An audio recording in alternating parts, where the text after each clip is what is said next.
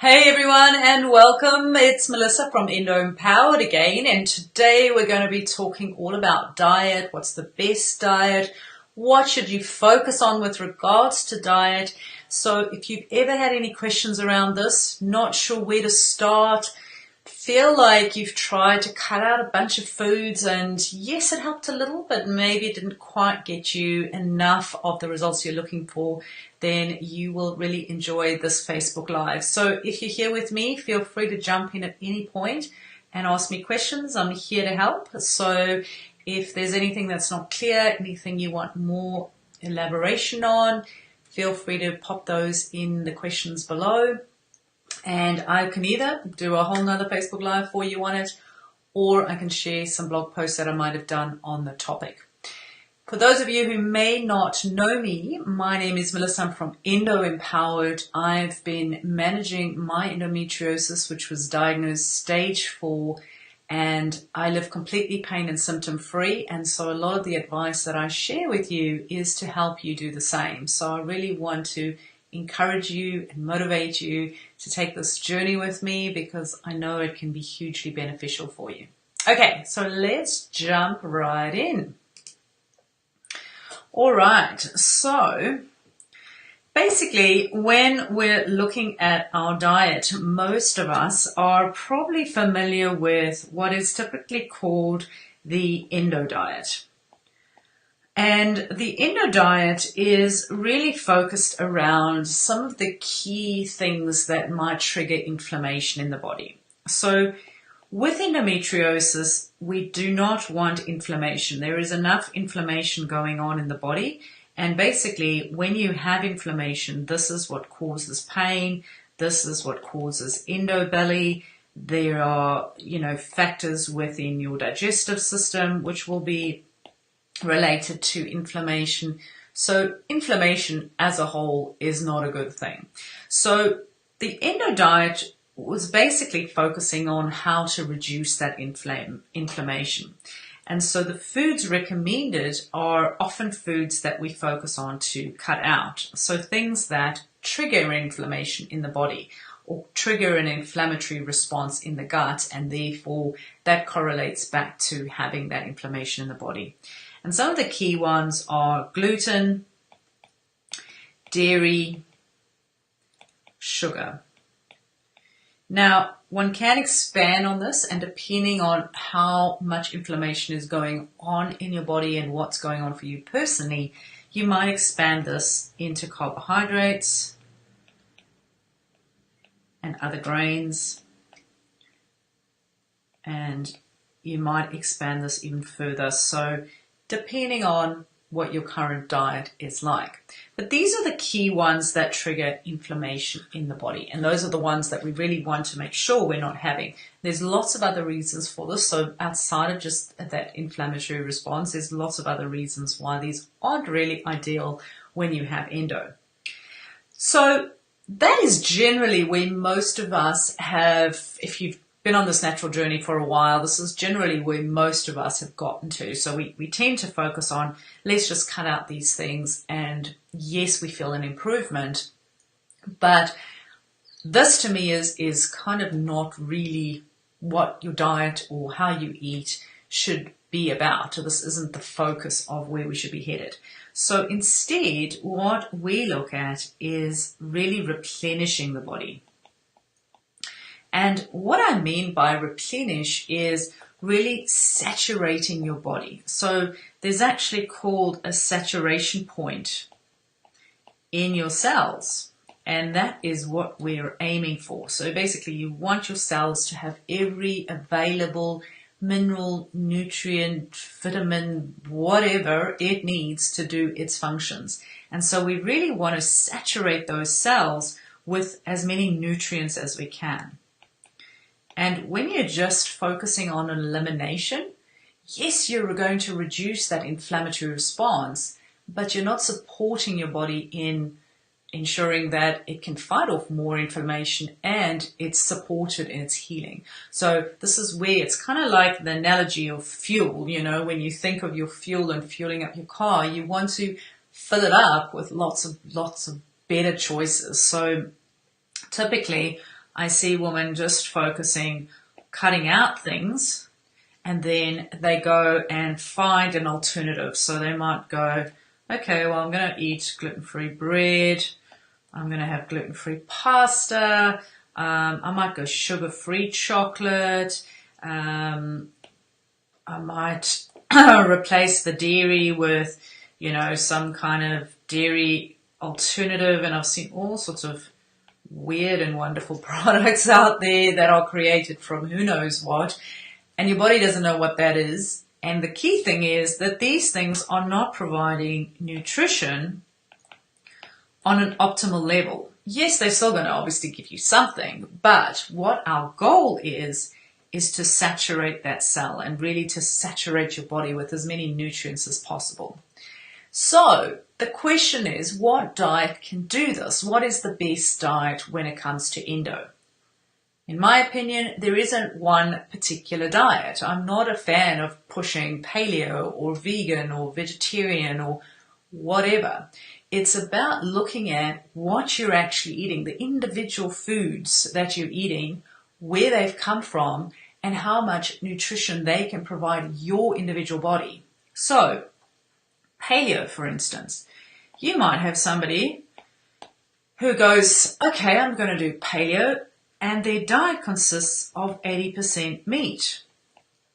Sure, that meat might be completely from a great source, it's organic, it's free range, it's blah, blah, blah, but they're still eating quite high quantities of meat. Now, this can work for some women, but meat as a whole, as a general rule, is inflammatory on the body.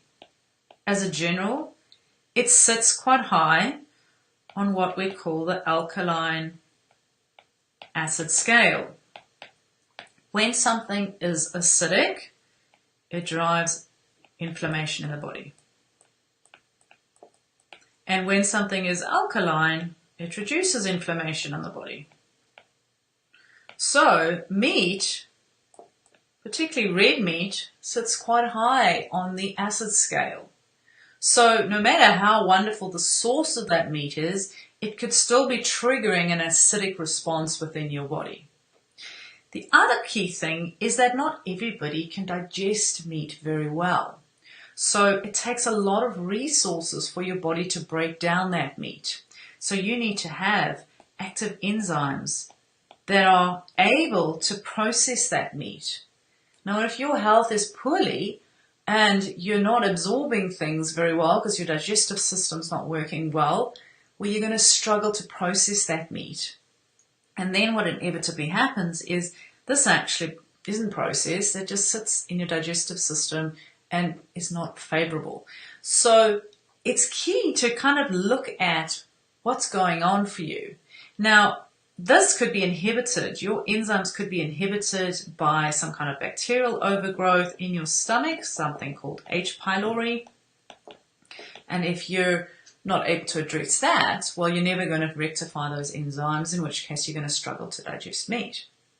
The way you can tell is if you get a lot of stomach acid, if you get heartburn, things like that, very likelihood is that you don't have quite the right balance going on in your stomach, able to process meat. That's one example. The other diets that exist out there, you've got vegan, you've got vegetarian. There's a whole range now of different types of diets. Now, when we look at nutrition as a study and we look at what the body needs to function, there are things that your body needs that it simply cannot get very easily from these types of diets. B12, tryptophan. There's actually quite a long list, but I'm just going to touch on these two. B12 is crucial for digestion, but it's also crucial in your liver function. And liver directly relates to endo. And there's a lot of links between the liver and endo. So if your liver function isn't great, it's likely that your endo will flare up and you'll have more issues with that. So if you don't have sufficient levels of B12, your liver's going to struggle. You're also going to feel tired a lot. So that is something that could be deficient if you've got a high vegan or vegetarian diet, or you very vegan is typically where this happens. The other one is tryptophan. So tryptophan is actually a feel-good hormone, but also relates to your ability to sleep well.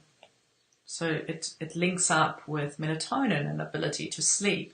So if you're not getting this, you're going to have these issues with sleeping. Then you're going to have issues with healing, because that's when your body does the healing.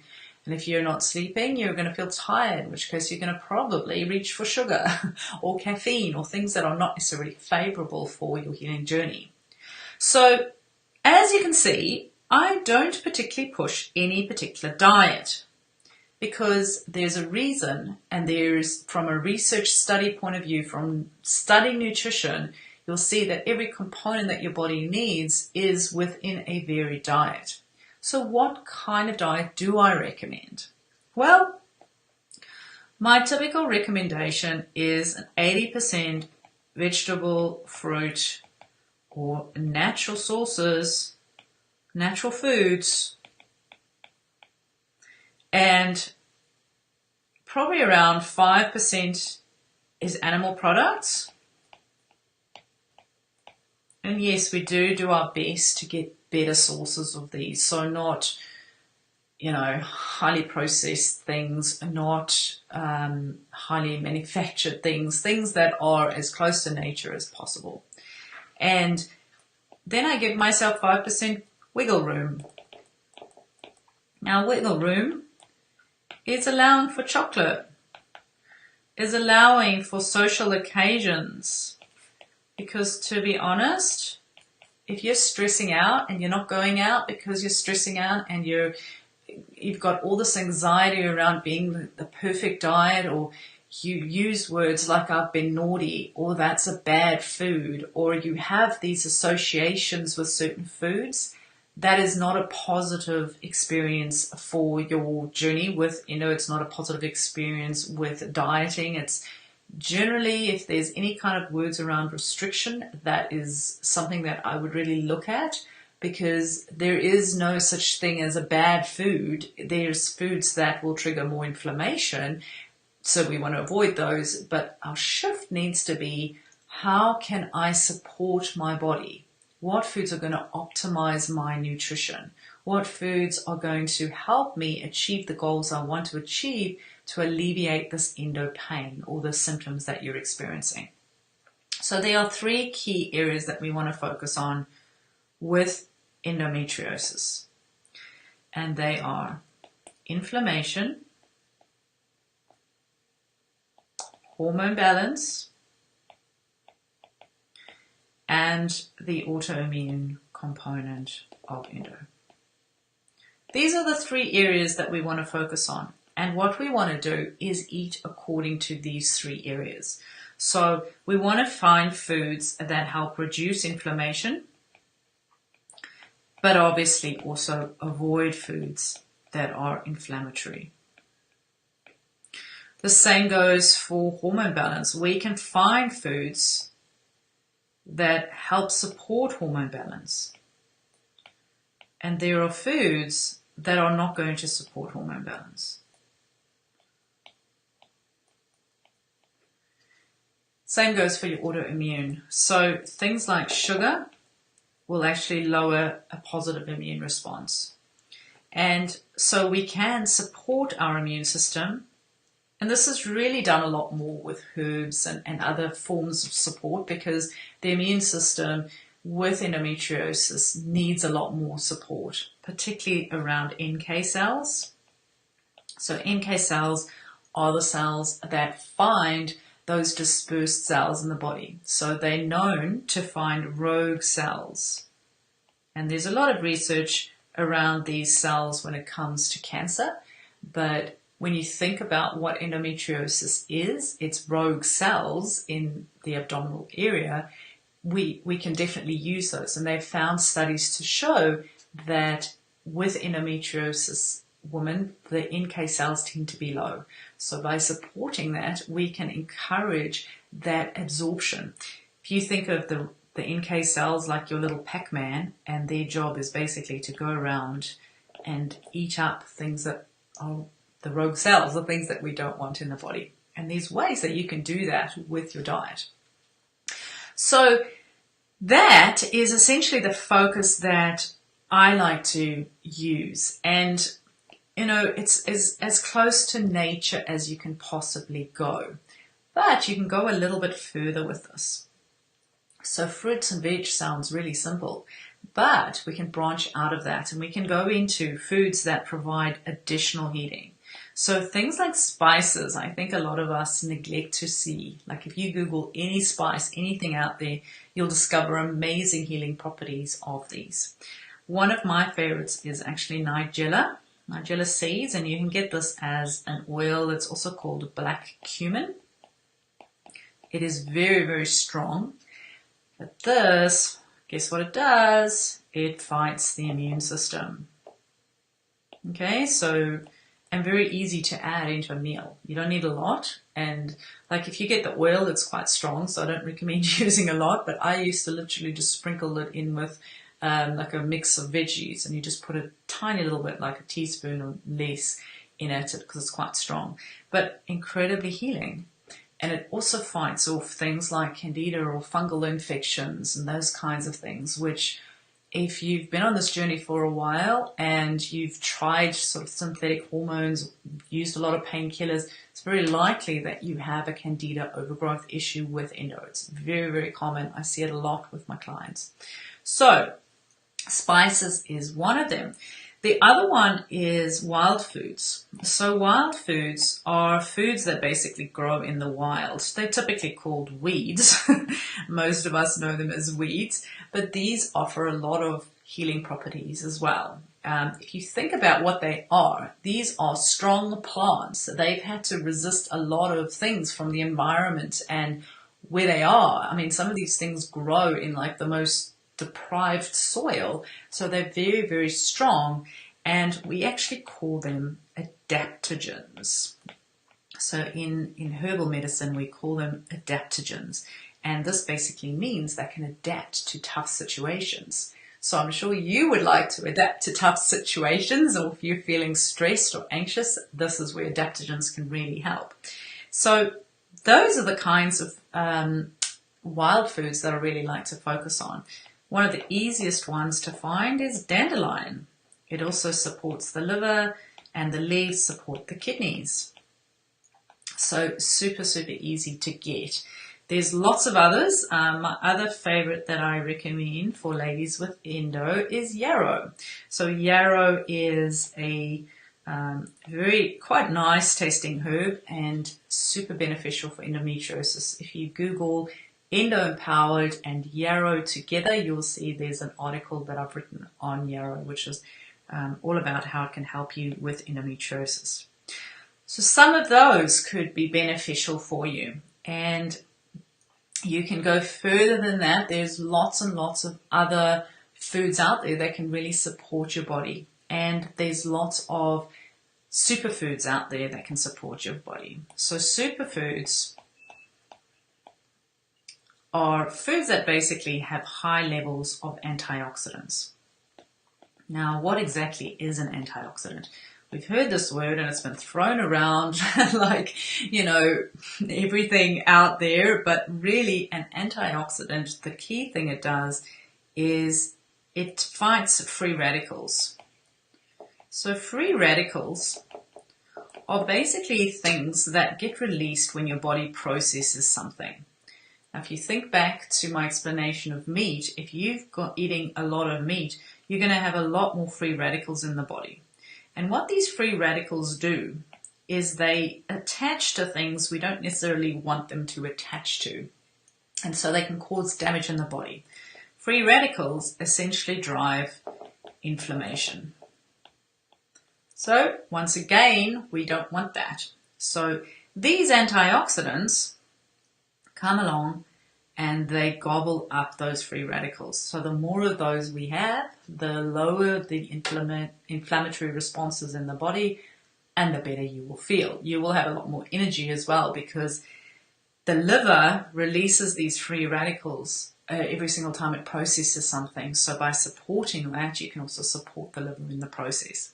So what are some of the antioxidants? So you guys probably know the good old blueberries. Everybody seems to know that blueberries are high in antioxidants, but there are a lot more of them. One of the most simply easiest one is parsley. We never think of parsley, do we? But parsley also contains high amounts of vitamin C, which is hugely beneficial for reducing pain with endometriosis. There are studies on how vitamin C can benefit your body when you have endo. It reduces pain significantly. The other one is cacao.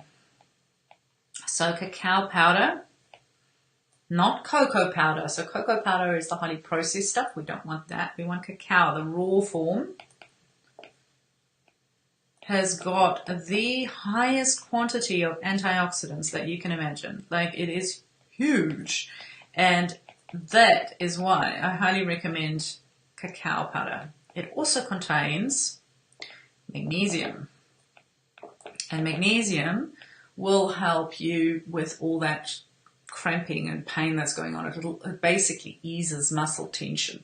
So when you have pain, it's natural to kind of cramp your muscles up to try and alleviate that pain. So we're going to ensure that you get that reduced through the magnesium as well. So it's kind of a two-fold approach. Okay, so right, and then we can also look at basically increasing the alkaline foods in our diet. Okay, so alkaline foods, the key ones are green. Just to simplify this for you, anything green is going to be alkalizing on you. So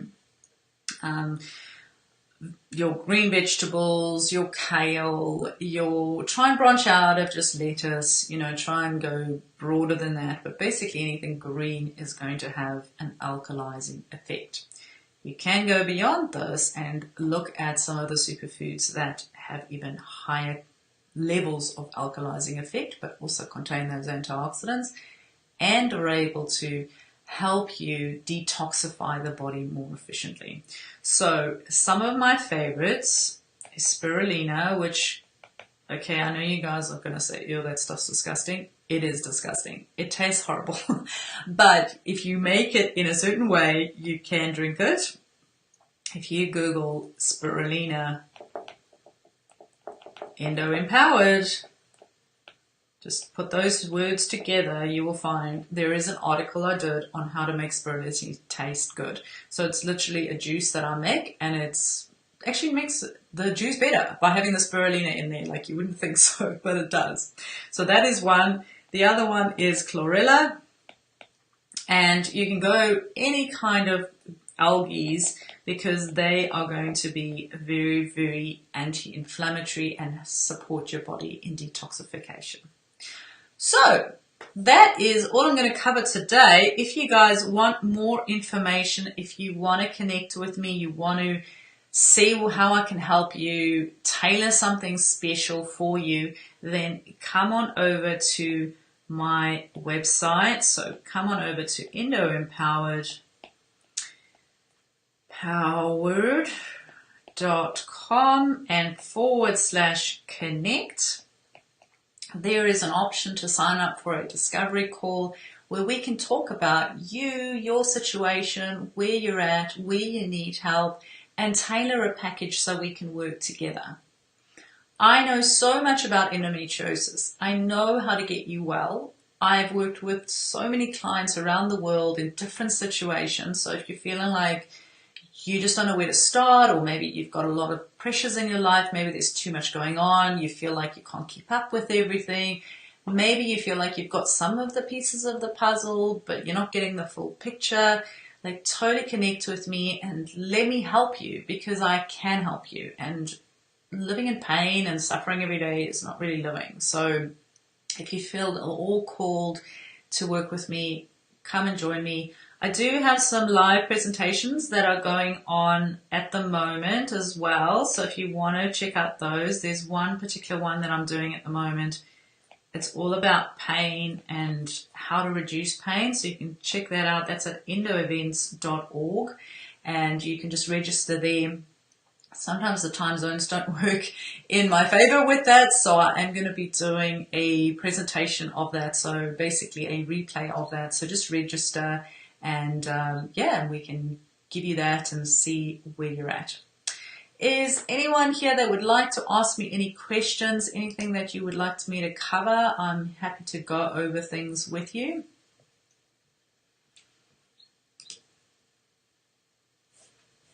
Time zones don't work in my favor with that, so I'm going to be doing a presentation of that. So basically a replay of that. So just register, and we can give you that and see where you're at. Is anyone here that would like to ask me any questions, anything that you would like me to cover? I'm happy to go over things with you. Okay, well, all right. Thank you so much, everyone, for being here. And if there's anything that you in my favor with that, so I'm going to be doing a presentation of that. So basically, so just register, and give you that and see where we're at. Is anyone that would like to ask me any questions, anything that you would like me to cover? I'm happy to go over things with you. Okay, well, all right. Thank you so much, everyone, for being here. And if there's anything in my favor, I'm going to do a presentation of that. So basically, so just register, and give you that and see where we're at. Is anyone that would like to ask me any questions, anything that you would like me to cover? I'm happy to go over things with you. Okay.